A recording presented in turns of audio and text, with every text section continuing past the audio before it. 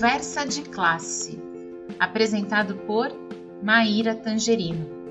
Aqui, mentes únicas se encontram em conversas plurais.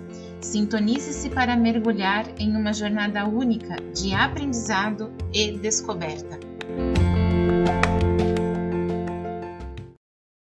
Olá, pessoal! Boas-vindas ao nosso Conversa de Classe.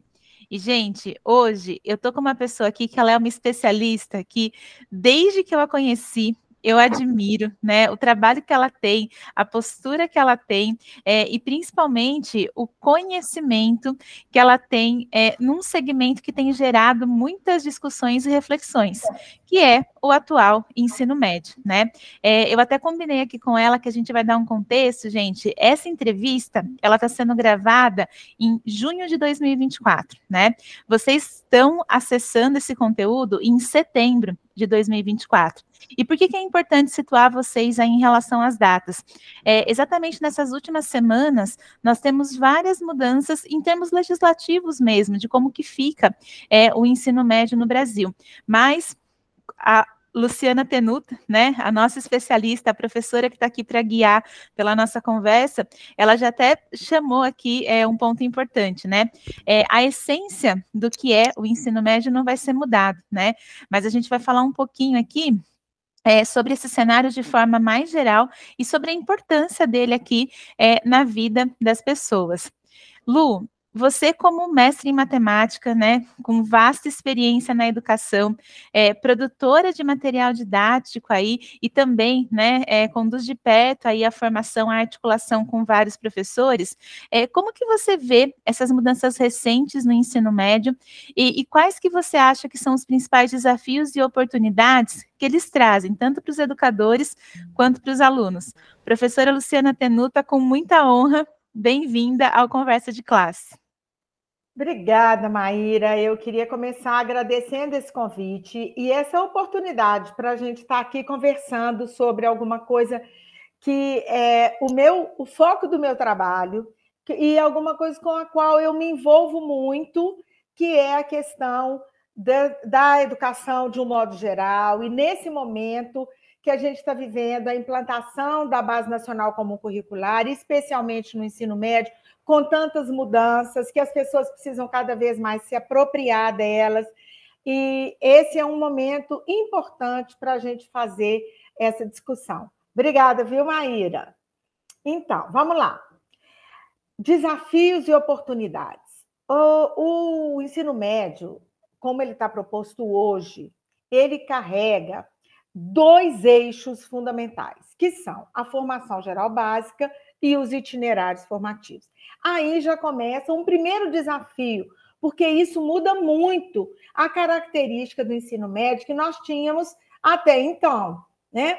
O ensino médio, tradicionalmente no nosso país, ele vinha com uma característica muito de preparar os alunos para fazer os vestibulares, para fazer o Enem.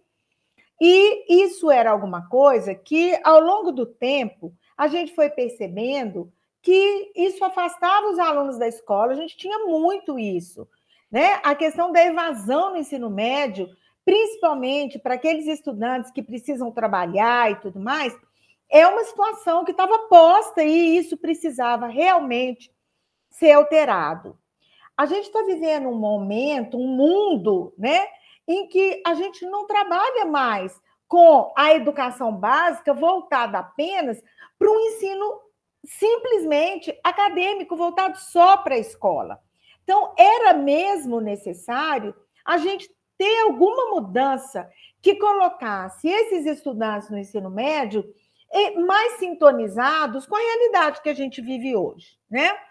O que a gente tem, então? Essas são as oportunidades, então, que esse modelo apresenta, estão muito ligadas ao ensino médio, em que o aluno vai estudar nas diversas áreas, que são 4, ele vai ter oportunidade de trabalhar com os conteúdos que a gente trabalhou de uma forma que ele possa se apropriar deles e aquilo possa ter alguma utilidade na vida dessas pessoas daí para frente.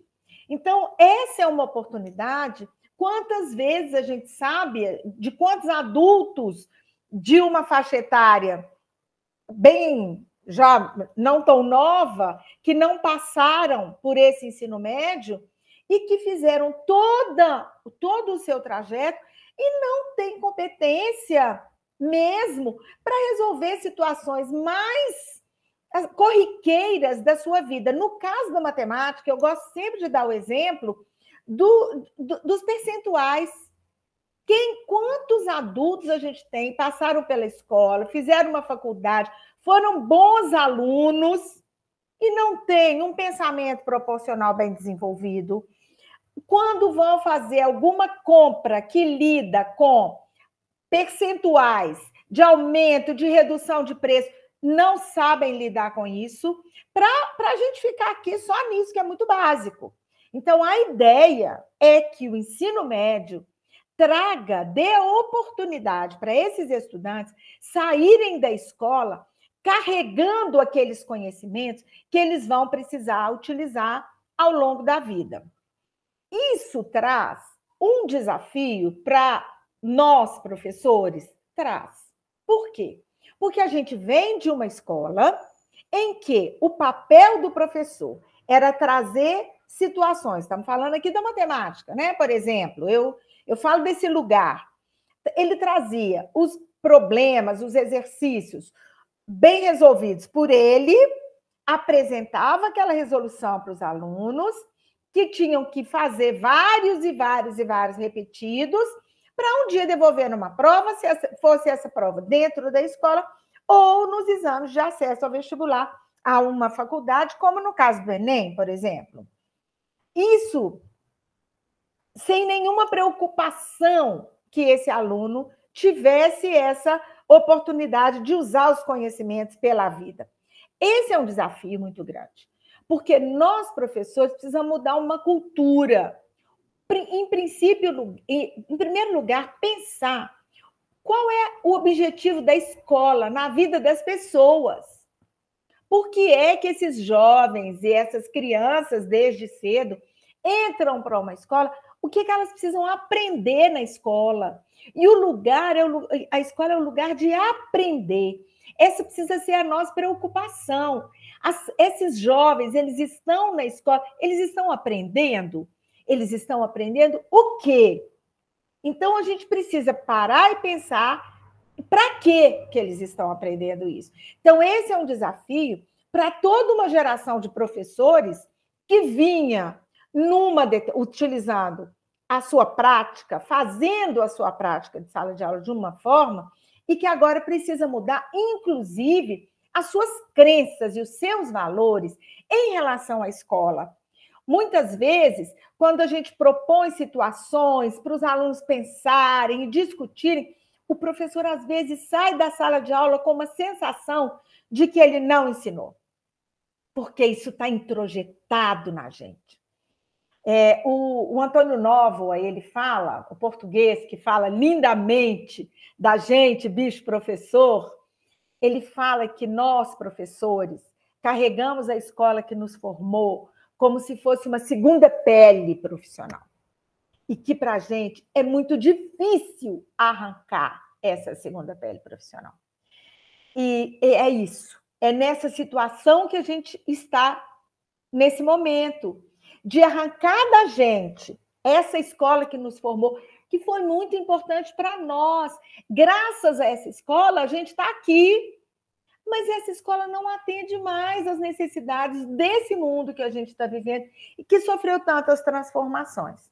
Então, esse eu penso que é o nosso grande desafio, né? Além dos desafios que a gente tem de estarmos vivendo um momento pós-pandemia, que esses alunos ficaram praticamente 2 anos fora da escola, a escola fazendo seu papel da melhor forma que pôde para tentar não deixar que esses alunos perdessem o vínculo com a escola, mas que, infelizmente, nós temos já pesquisas mostrando como foi danoso para os estudantes esses 2 anos que eles ficaram afastados da escola. Então, além de tudo isso que a gente está vivendo, a gente precisa pensar muito em como recompor essas aprendizagens com esses estudantes que estão chegando no ensino médio e que ficaram praticamente 2 anos fora da escola. Então, os desafios são muitos, Maíra, muitos. E Lu, enquanto você falava, né, você foi me suscitando aqui várias memórias. Quando você fala desse adulto que não sabe lidar com percentual, eu me coloco nesse grupo. Tanto que fui, né, para a área de história, eu sou pedagoga, o meu chão é educação infantil, mas recentemente eu tive a oportunidade de fazer uma oficina de mídias com alunos do ensino médio. E o quanto foi para eles libertador, quando eu propus nessa oficina que a gente ia fazer algo que fizesse sentido para eles. E no caso ali, para eles era fazer o jornal da escola, era conseguir construir esse jornal. E eles não faltavam. Eles queriam fazer, eles entregavam a atividade. E os outros professores assim, mas como que você faz eles entregarem? Eu não faço, é porque isso faz sentido para a vida deles, né? Eles estão vendo que é um caminho que possivelmente ele quer seguir, e a gente está abrindo espaço. E eu lembro que uma vez, né, um dos alunos me fez essa pergunta. Ele disse, professora, você acha que eu tenho que fazer o Enem? E que eu tenho que sair daqui e ir direto para uma faculdade? E eu me lembro de ter respondido para ele assim, você precisa fazer uma faculdade porque isso é importante, né? Para a formação de qualquer pessoa isso é importante. Entretanto, você pode pensar em, de repente, estudar outras coisas para que você adquira outros conhecimentos para entender que faculdade você quer fazer, né? E como é libertador para eles quando a gente também vai com essa ideia de que a vida não é um linear, né? A vida não é essa caixinha que vai ser igual para todo mundo. E eu pensando nisso, né? Eu estou olhando aqui para a segunda pergunta e eu vejo como é importante a gente alinhar, né, esses desejos, essas subjetividades, esse papel do professor, a Base Nacional Comum Curricular, exatamente porque ela vai trazer, acho que todo esse aporte pedagógico, né, de diretrizes educacionais para o ensino médio. Eu queria saber como que você enxerga essa integração entre as diretrizes, né, do ensino médio e essa prática pedagógica para esse ensino médio, que eu não diria novo, né, mas que a gente está olhando aí para ele de um jeito diferente hoje, né? Sim. Então, eu até comecei a falar um pouco sobre isso quando a gente fala o que é mudar a sala de aula, para que esse aluno possa estar, de fato, comprometido com aquilo que ele está aprendendo e se apropriar dos conhecimentos. É importante que ele tenha a oportunidade de dialogar com os colegas, trazer ideias, levantar hipóteses, ser criativo a respeito daquilo que ele está trabalhando. E, enquanto isso, ele está se formando enquanto sujeito.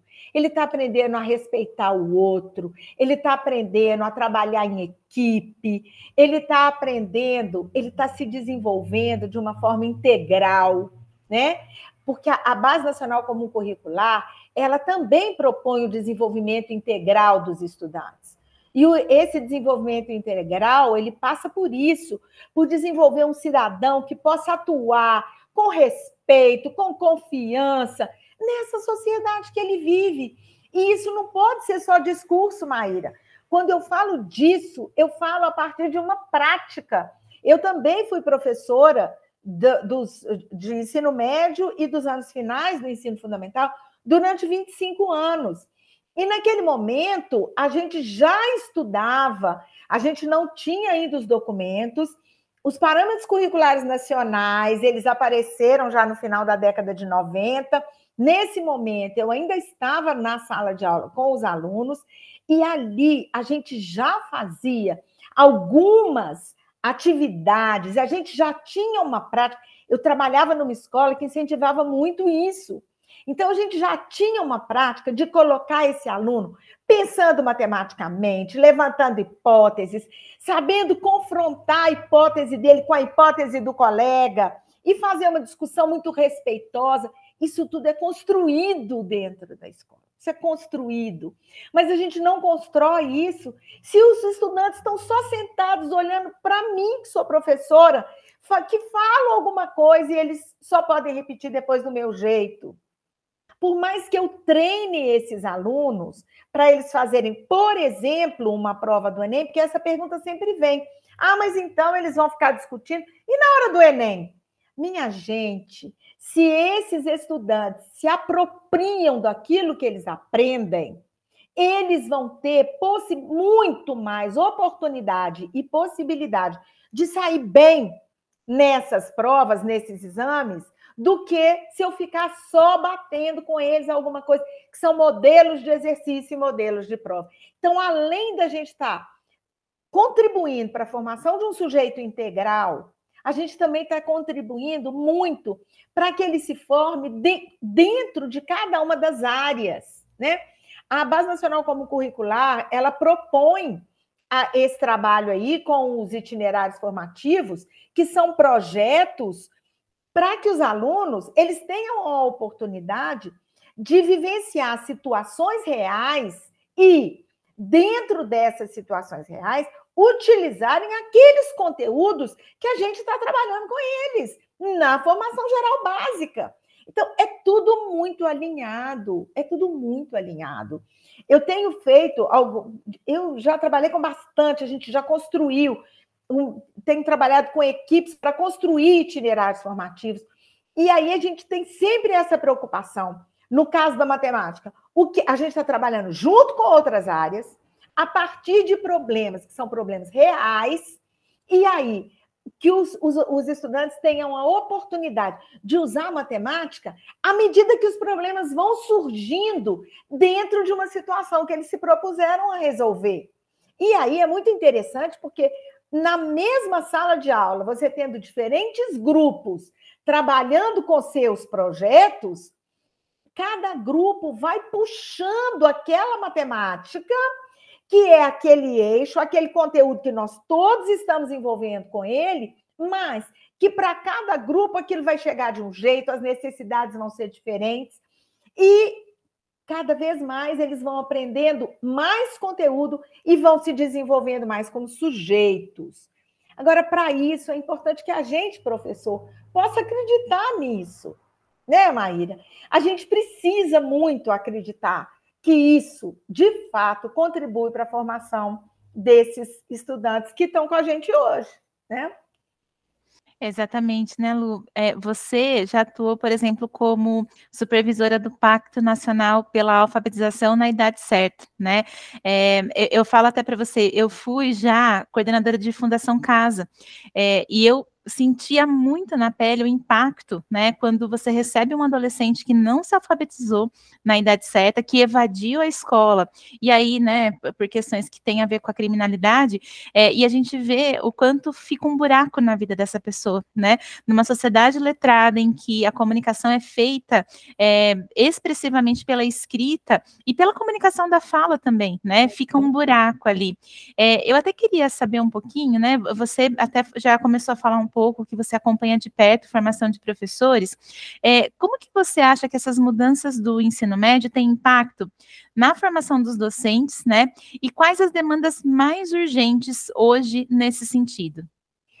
Maíra, a formação dos docentes ela é fundamental para que isso tudo possa acontecer. Então, em primeiro lugar, a gente precisa colocar foco na formação docente, mas com muito cuidado para a gente fazer alguma coisa com um objetivo muito claro. Ou seja, que esses docentes eles possam se apropriar dessas ideias, vivenciando isso que está sendo trabalhado, que está sendo proposto, e que provavelmente eles não vivenciaram enquanto eles estavam na sala de aula. Então, as formações docentes, elas precisam passar por atividades em que o professor tenha a oportunidade de se colocar nesse lugar, com atividades que sejam desafiadoras, resolvendo problemas e refletir a partir das situações que eles estão vivendo. Então, eles vão vivenciar situações em que eles são agentes do conhecimento, em que eles estão no centro do processo e vão apresentar soluções, vão discutir soluções, vão ter essa oportunidade de discutir com aquele colega que está ali fazendo a formação junto com ele, de apresentar ideias, de levantar hipóteses. É importante que esse professor passe por isso e, ao mesmo tempo, ele reflita sobre essas situações, que ele está passando por elas. O que é que está acontecendo comigo? Fazer exercício de metacognição, o que aconteceu, como foi, pensar sobre o pensamento, pensar sobre como ele vai adquirindo aquele conhecimento e vai desenvolvendo aquelas habilidades e se apropriando daquilo que está sendo trabalhado, uma vez que essa forma de trabalhar com ele está sendo tão diferente daquilo que ele vivenciou quando ele passou pela escola. Então, esse é um ponto fundamental na formação dos professores. Outro ponto fundamental são as comunidades de prática, as comunidades que vão discutir as suas práticas, fazer relatos de boas práticas, sem aquela ideia de que ele está relatando porque ele quer aparecer, ele quer mostrar. Não, ele precisa ser de verdade, sabe? Eu acho que é isso que a gente precisa nesse momento, que os professores tenham isso. Nós precisamos entender que isso precisa ser de verdade. Nós estamos largando uma cultura para trás. E a gente é a primeira geração de professores que está tendo oportunidade de construir uma nova cultura. Não é verdade? E aí nós precisamos muito uns dos outros. A gente precisa de trocar ideias. A gente precisa de planejar juntos. A gente precisa aprender a planejar, inclusive com outras áreas, mas em função de um conhecimento que é todo integrado, não é para ser nada fragmentado, que eu entrei com um pedacinho, não, para a gente ter a oportunidade de fato, fazer com que os alunos possam resolver situações reais. Mas, para isso, as formações precisam propiciar isso. Outra coisa importante é que as formações não sejam pontuais e elas sejam linkadas com a prática. Eu tenho, você sabe que eu tenho muita experiência com formação de professores e faço muito isso. E aquelas formações que a gente tem uma periodicidade,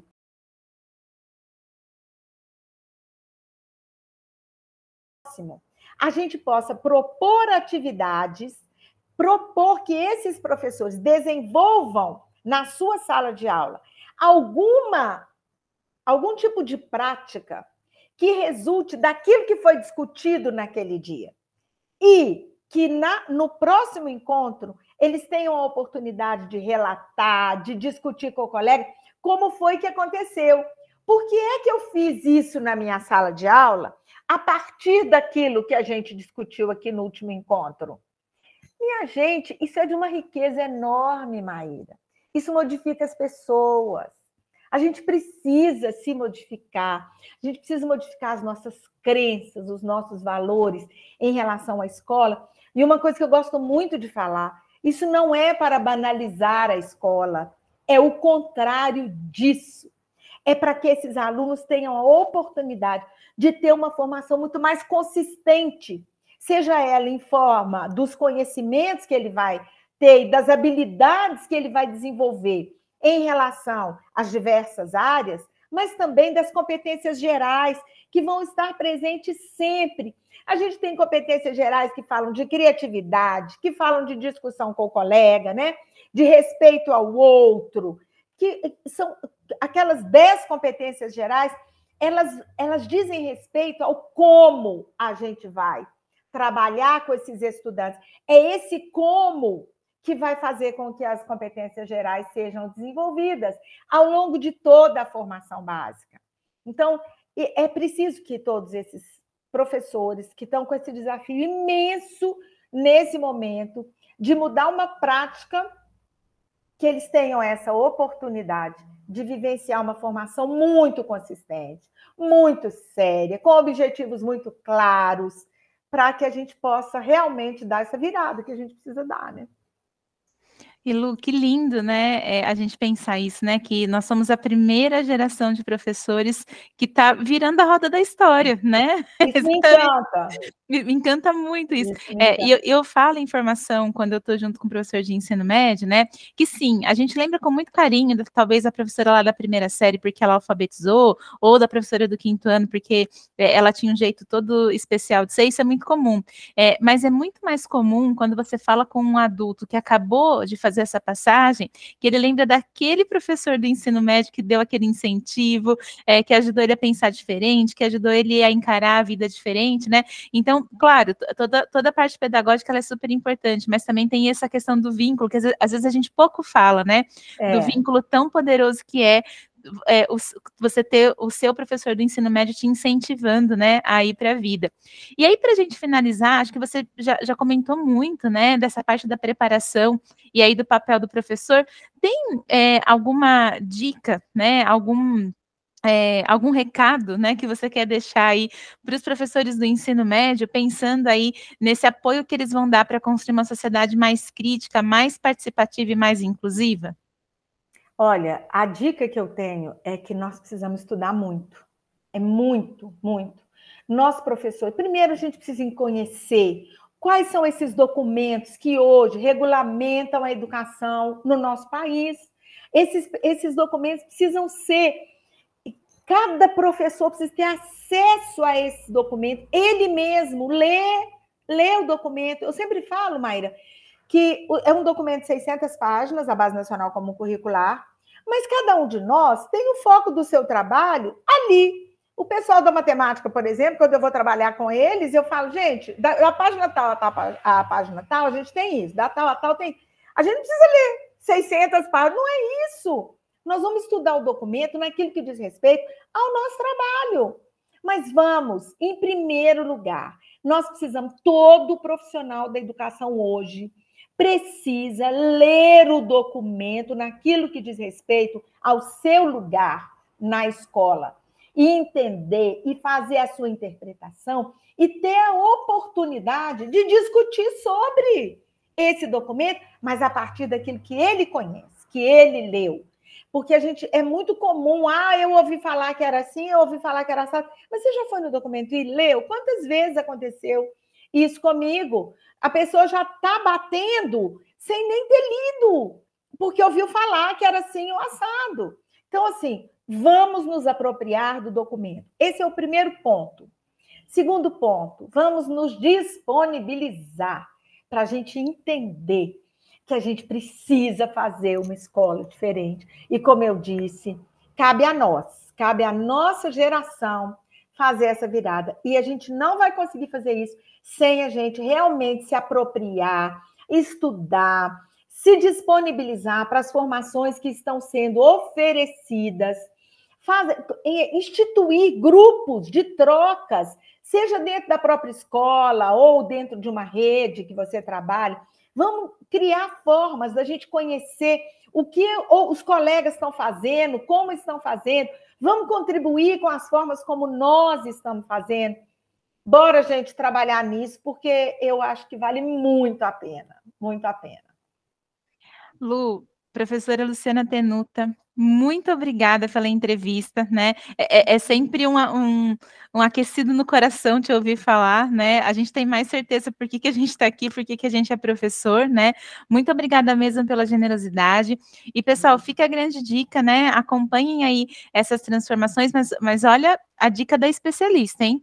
Acompanhem com os seus próprios olhos, seus próprios ouvidos, e principalmente procurem pessoas como a Lu para discutir, para esclarecer, né? Para clarear.